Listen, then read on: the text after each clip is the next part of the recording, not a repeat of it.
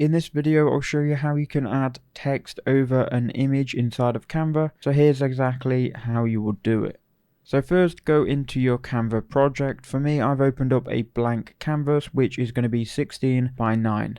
This is the landscape blank canvas. And what we can do from here is we can go ahead and upload our image. So if you go to the upload section here, which is going to be the fifth one down on the left, you can then click upload files, and from here you can choose your file that you want to upload. If you go ahead and click upload files, you can then choose the file that you want to upload. You can choose multiple files or you can choose only one. It is up to you. I'm going to upload this file. I have already uploaded it before, so we're going to have it in the third time here.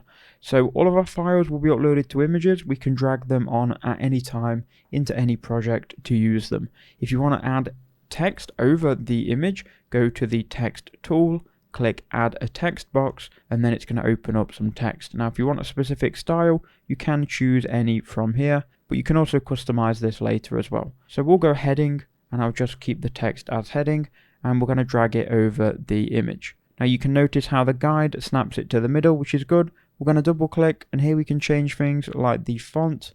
You can change the size, you can change the color, and if you go to effects, you can also add things like a shadow, an outline, and so on. Let's change the color to a pink here so we can see it. And there you go, that is how you overlay text on an image.